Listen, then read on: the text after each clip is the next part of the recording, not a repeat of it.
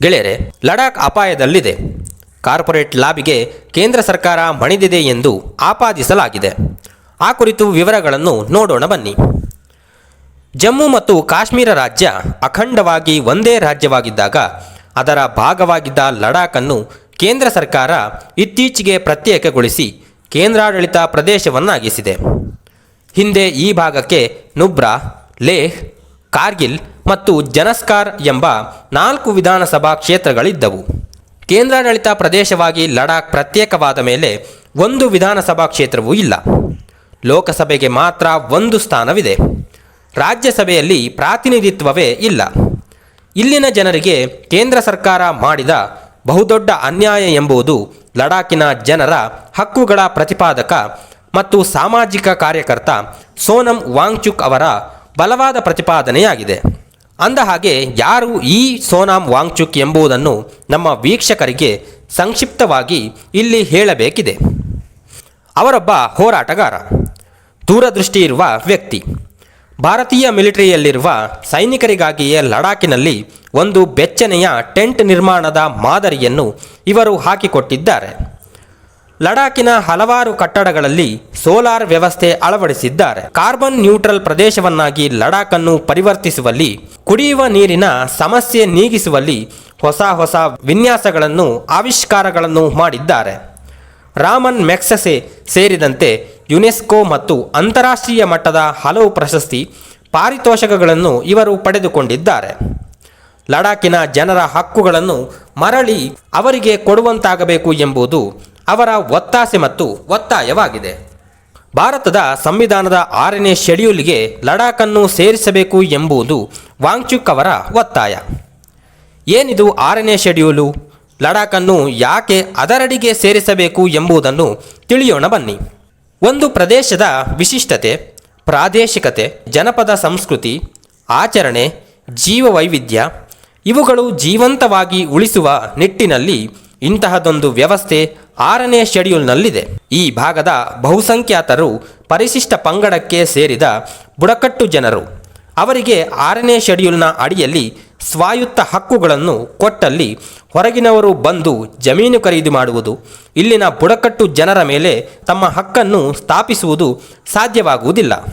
ಇಲ್ಲಿ ಅರಣ್ಯ ಇಲ್ಲದೇ ಇರಬಹುದು, ಆದರೆ ಇಲ್ಲಿರುವ ಬೆಟ್ಟ ಗುಡ್ಡಗಳಲ್ಲಿ ನಿಕ್ಷೇಪಗಳಿಗೆ ಜೈವಿಕ ವೈವಿಧ್ಯತೆಯ ದೃಷ್ಟಿಯಿಂದ ಲಡಾಖ್ ತುಂಬ ಸೂಕ್ಷ್ಮ ಪ್ರದೇಶವಾಗಿದೆ. ಇಲ್ಲಿ 6ನೇ ಶೆಡ್ಯೂಲು ಜಾರಿ ಮಾಡುವುದು ತುಂಬ ಅಗತ್ಯ. ಈಗಾಗಲೇ ಅಸ್ಸಾಂ, ಮೇಘಾಲಯ, ತ್ರಿಪುರ ಮತ್ತು ಮಿಜೋರಾಂಗಳು 6ನೇ ಶೆಡ್ಯೂಲ್ ವ್ಯಾಪ್ತಿಯಲ್ಲಿವೆ. ಆದರೆ ಆ ಹಕ್ಕನ್ನು ಲಡಾಖಿಗೆ ನಿರಾಕರಿಸಲಾಗಿದ್ದು, ಮಾನ್ಯ ಮೋದಿಯವರ ಕೇಂದ್ರ ಸರ್ಕಾರ ಈ ಪ್ರದೇಶವನ್ನು ಕಾರ್ಪೊರೇಟ್ ಕಂಪನಿಗಳಿಗೆ ಹಸ್ತಾಂತರಿಸುವ ಹುನ್ನಾರವಿದೆ ಎಂದು ಆಪಾದಿಸಲಾಗಿದೆ.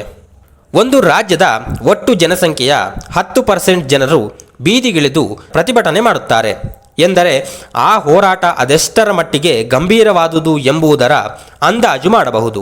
ಯಾವುದೇ ರಾಜ್ಯದಲ್ಲಾದರೂ ಒಟ್ಟು ಜನಸಂಖ್ಯೆಯ 10% ಜನ ಬೀದಿಗಿಳಿದು ಹೋರಾಟ ಮಾಡಿದರೆ ದೊಡ್ಡ ಸುದ್ದಿಯಾಗುತ್ತದೆ. ಟಿವಿ ವಾಹಿನಿಗಳಲ್ಲಿ ಅದಕ್ಕೆ ದೊಡ್ಡ ಪ್ರಚಾರ ಸಿಗುತ್ತದೆ. ಪತ್ರಿಕೆಗಳ ಮುಖಪುಟದಲ್ಲಿ ದೊಡ್ಡ ಸುದ್ದಿ ಅಚ್ಚಾಗುತ್ತದೆ.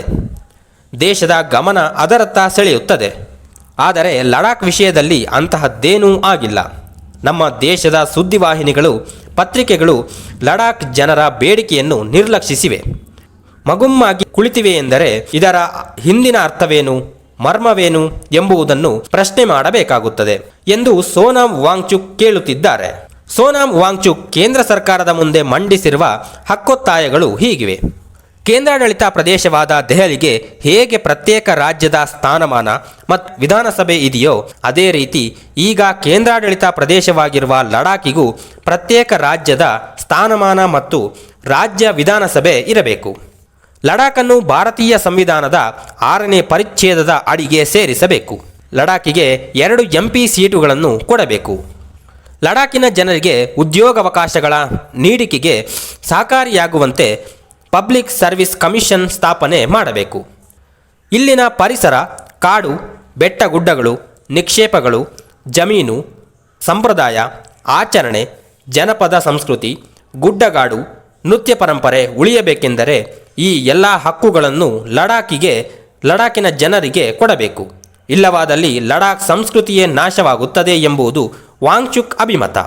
ಪ್ರಸ್ತುತ ಕೇಂದ್ರ ಸರ್ಕಾರ ತೆಗೆದುಕೊಂಡಿರುವ ನಿರ್ಧಾರಗಳು ಕಾರ್ಪೊರೇಟ್ ಮಾಫಿಯಾದ ಒಳನುಸುಳುವಿಕೆಗೆ ದಾರಿ ಮಾಡಿಕೊಟ್ಟಿರುವುದು ನಿಶ್ಚಿತವಾಗಿ ಮೇಲ್ನೋಟಕ್ಕೆ ಎಲ್ಲರಿಗೂ ಅರ್ಥವಾಗುವಂತಿದೆ. ಈಗಿರುವ ಮುಕ್ತ ಸ್ಥಾನಮಾನಗಳ ಕಾರಣದಿಂದ ಕಾರ್ಪೊರೇಟ್ ಕಂಪನಿಗಳು ನಿರ್ಭಿಡೆಯಿಂದ ಲಡಾಖಿಗೆ ಬಂದು ಅಲ್ಲಿನ ಬೆಟ್ಟಗುಡ್ಡಗಳನ್ನು ಬಗೆದು ಗಣಿಗಾರಿಕೆ ಮಾಡುವ, ಗುತ್ತಿಗೆ ಲೈಸೆನ್ಸ್ಗಳನ್ನು ಪಡೆಯುವುದು, ಭೂಮಿ ಖರೀದಿ ಮಾಡುವುದು, ಇಲ್ಲಿನ ನೆಲ ಜಲವನ್ನು ಕಲುಷಿತಗೊಳಿಸುವುದು ಎಲ್ಲವೂ ಸಾಧ್ಯವಿದೆ. ಆಗ ಇಲ್ಲಿನ ಜನರಿಗೆ ಅದನ್ನು ಪ್ರತಿಭಟಿಸುವ ಶಕ್ತಿ, ಹಕ್ಕು ಇರುವುದಿಲ್ಲ. ಇಲ್ಲಿನ ಜನರು ಬಹುತೇಕ ಅಮಾಯಕರು. ಅವರನ್ನು ಸುಲಭವಾಗಿ ಕಾರ್ಪೊರೇಟ್ ಕಂಪನಿಗಳು ತಮ್ಮ ಹಿಡಿತದೊಳಕ್ಕೆ ತೆಗೆದುಕೊಂಡು ತಮ್ಮ ಸ್ವಾರ್ಥ ಸಾಧನೆಗೆ, ಅಕ್ರಮ ಸಂಪಾದನೆಗೆ ಏನು ಬೇಕಾದರೂ ಮಾಡಬಹುದು, ಅದಾಗಲು ಬಿಡಬಾರದು ಎಂಬುದು ವಾಂಗ್ಚುಕ್ ಅವರ ಒತ್ತಾಯ. ಈ ಕುರಿತು ಧ್ರುವರಾಟೆಯವರು ಹೇಳುವುದೇನೆಂದರೆ, ರಾಜಕೀಯ ಮತ್ತು ಕಾರ್ಪೊರೇಟ್ ಮಾಫಿಯಾದ ಕೈಜೋಡಿಸುವಿಕೆಯ ಪರಿಣಾಮವಾಗಿ ಛತ್ತೀಸ್ಗಢದ ಹಸಪುರದಲ್ಲಿ ಕಾಡಿಗೆ ಬೆಂಕಿ ಬಿತ್ತು. ಮಣಿಪುರದ ಕಾಡಿಗೆ ಬೆಂಕಿ ಇಡಲಾಯಿತು. ಯಾರೂ ಅತ್ತ ಗಮನ ಹರಿಸಲಿಲ್ಲ. ಜೋಶಿಮಠ ಮತ್ತು ಉತ್ತರಾಖಂಡದಲ್ಲೂ ಪ್ರಾಕೃತಿಕ ಅನಾಹುತಗಳು, ಫ್ಲಾಶ್ ಫ್ಲಡ್, ಭೂಕುಸಿತ ಎಲ್ಲವೂ ಸಂಭವಿಸಿತು. ಟನಲ್ ಮತ್ತು ಹೆದ್ದಾರಿಗಳ ಕಾರಣದಿಂದ ಸಾಕಷ್ಟು ಪರಿಸರ ನಾಶವಾಯಿತು. ಆದರೆ ಕೇಳುವವರು ಯಾರೂ ಇಲ್ಲ. ಅಭಿವೃದ್ಧಿ ಎಂಬ ಹೆಸರಿನಲ್ಲಿ ದೇಶವನ್ನು ಹಾಳು ಮಾಡುವ ಎಲ್ಲ ರೀತಿಯ ಕೆಲಸಗಳು ಆಗುತ್ತಿವೆ. ಇದನ್ನು ಹೀಗೆ ಬಿಟ್ಟರೆ ಗೆದ್ದಲು ಹುಳುವಿನಂತೆ ಒಂದಲ್ಲ ಒಂದು ದಿನ ಸರ್ವನಾಶ ಖಚಿತ. ಈ ಹೋರಾಟ ಧರಣಿಗಳನ್ನು ಕೇಳುವವರಿಲ್ಲ. ಮಾನ್ಯ ಮೋದಿಯವರು ದಿವ್ಯ ನಿರ್ಲಕ್ಷ್ಯ ತಾಳಿದ್ದಾರೆ. ಏಕೆಂದರೆ ಲಡಾಖಿಗೆ ಜನರ ಸ್ವಾಯತ್ತತೆ ಕೊಟ್ಟರೆ ಮೋದಿಯವರ ಕಾರ್ಪೊರೇಟ್ ಮಿತ್ರರಿಗೆ ಲಡಾಖಿನೊಳಕ್ಕೆ ನುಸುಳಿ ತಮ್ಮ ಸ್ವಾರ್ಥ ಸಾಧನೆ ಮಾಡಿಕೊಳ್ಳಲು ಅವಕಾಶ ಸಿಗುವುದಿಲ್ಲ. ದೇಶದ ಸುಭದ್ರತೆ ಮತ್ತು ಅಖಂಡತೆ ಉಳಿಯಬೇಕಾದಲ್ಲಿ ಲಡಾಖಿನ ಜನರು ಕೇಳುತ್ತಿರುವ ಹಕ್ಕುಗಳಿಗೆ ದೊಡ್ಡ ಮಟ್ಟದಲ್ಲಿ ಬೆಂಬಲ ಸಿಗಬೇಕು. ಅವರ ಹಕ್ಕುಗಳ ಮರುಸ್ಥಾಪನೆ ಆಗಬೇಕು. ಆಗ ಮಾತ್ರ ನಮ್ಮ ದೇಶದ ಪರಿಸರ, ಕಾಡುಗುಡ್ಡ, ಜಲ ಮೂಲಗಳು ಉಳಿಯುವುದು ಸಾಧ್ಯ. ಇಲ್ಲವಾದಲ್ಲಿ ಮುಂದಿನ ದಿನಗಳಲ್ಲಿ ಎಲ್ಲವೂ ವಿನಾಶದ ಅಂಚಿಗೆ ತಲುಪಲಿದೆ. ಇದನ್ನು ತಡೆಯಬೇಕಾದಲ್ಲಿ ಕೇಂದ್ರ ಸರ್ಕಾರದ ನೀತಿಗಳು ಬದಲಾಗಬೇಕಿದೆ.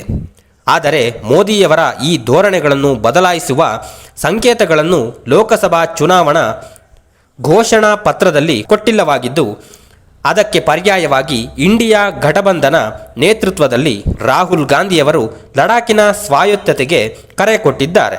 ಅದರೊಟ್ಟಿಗೆ ಕಾರ್ಪೊರೇಟ್ ಕಂಪನಿಗಳ ದಾಳಿಯಿಂದಾಗಿ ಜನಸಾಮಾನ್ಯರ ಬದುಕಿಗೆ ರಕ್ಷಣೆ ಕೊಡುವ ಘೋಷಣೆಯನ್ನೇ ಮಾಡಿದ್ದಾರೆ. ಆ ಹಿನ್ನೆಲೆಯಲ್ಲಿ ಲೋಕಸಭಾ ಚುನಾವಣೆಯಲ್ಲಿ ಮತಗಳ ಮುಖಾಂತರ ಯಾವ ಧೋರಣೆಗಳಿಗೆ ಬೆಂಬಲ ನೀಡಬೇಕೆಂಬ ತೀರ್ಮಾನಕ್ಕೆ ಬರಬೇಕಿದೆ ಎಂಬುದು ಗ್ರಾಮ ಸ್ವರಾಜ್ಯ ಮೀಡಿಯಾದ ಅಭಿಮತವಾಗಿದೆ. ತಮಗೆ ಈ ವಿಡಿಯೋ ಇಷ್ಟವಾದಲ್ಲಿ ಲೈಕ್ ಮಾಡಿ ಮತ್ತು ಶೇರ್ ಮಾಡಿ ಹಾಗೂ ತಮ್ಮ ಅಭಿಪ್ರಾಯಗಳನ್ನು ಕಾಮೆಂಟ್ಗಳ ಮೂಲಕ ತಿಳಿಸಿ. ಧನ್ಯವಾದಗಳೊಂದಿಗೆ ಗ್ರಾಮ ಸ್ವರಾಜ್ ಮೀಡಿಯಾ.